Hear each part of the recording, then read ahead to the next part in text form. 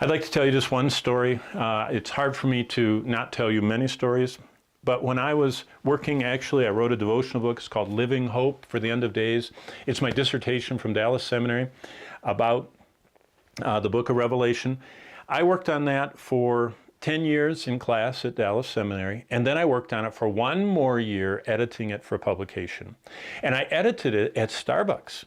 I was pastoring in a town in Oklahoma, in Tulsa, Oklahoma, and I went to the same Starbucks in Tulsa and edited the manuscript every day on my lunch hour for months.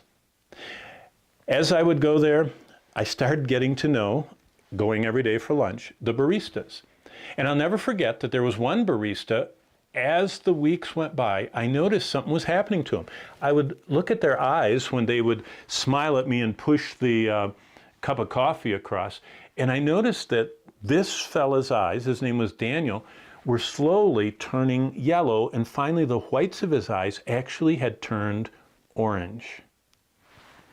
Well, I knew enough medically that I had seen once one of our children had what's called hyperbilirubinemia. It meant their liver wasn't functioning and their eyes had started turning orange, and we rushed them to ICU, and they were in there for a weekend, and they were able to fix that problem.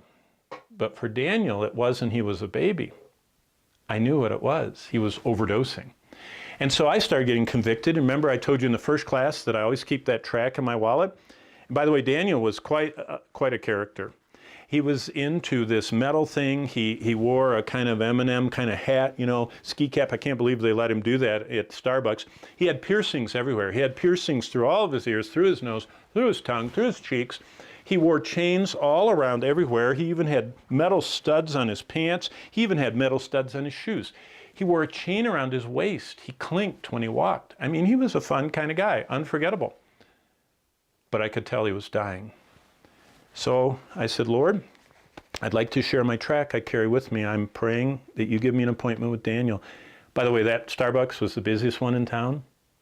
I'd never been to that Starbucks when there wasn't a line. I counted once 25 people in front of me in line. So I said, Lord, you want me to witness to Daniel? I don't want to do it on company time. No line. When I get there, no line. Every day I'd go there, there are 25 in line. That day, I stepped as the 25th person.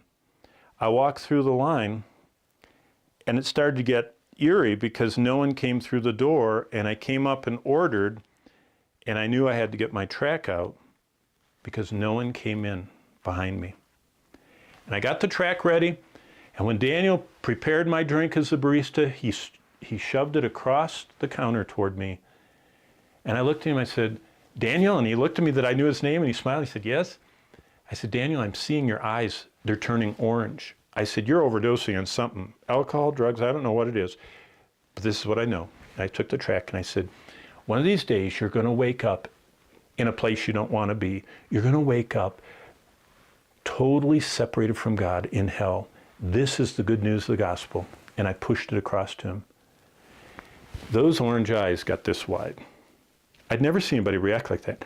His eyes got wide. He said, hey man, thanks. And he took the track, stuck it in his pocket. I went off and edited.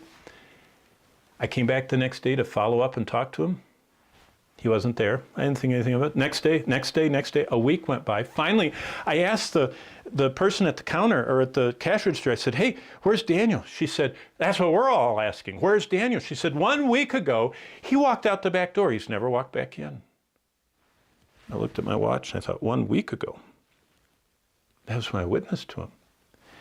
Well, to make a long story short, I finished writing that book, finished editing. I was there just kind of like a reunion, going back to Starbucks about 6 months later. And I was studying at my table when I heard clink, clink, clink. And I saw the black boots and the metal and the pants and the chains. And I looked up, and there was the biggest smile. There was Daniel with big eyes looking at me, and they weren't orange anymore. And he was so happy, and he said, hey man, I've been looking for you for months. He said, do you remember when you gave me that track? I said, I'll never forget it. He said, you scared the hell out of me. He said, you didn't explain it to me. He said, I walked right out the back door. After I asked all the employees if they understood it, he said, I walked down the street till I found someone that explained this gospel tract to me. He said, I got saved. He told me that in the months since, he joined a band. He was traveling the country, and they would stop their heavy metal, black, whatever concert with all the smoke, and he'd walk out on the stage, and he shared his testimony. He said, I wanted you to know that that's the power of the gospel. Look at the slide. We're each called to offer Christ's greatest miracle to our generation. Are you obeying Christ's last words to his church? Are you doing what he asked you to do? Are you acting like you're a Special Force soldier? Are you acting like the commanding officer and you're going to his briefings and obeying him? That's what Jesus Christ unleashed did for each of us. He wants to go with us through life. He wants us to dispense the gospel. And that's the second lesson of the book of Revelation. God bless you, not merely to be hearers, but let's do what God's word says.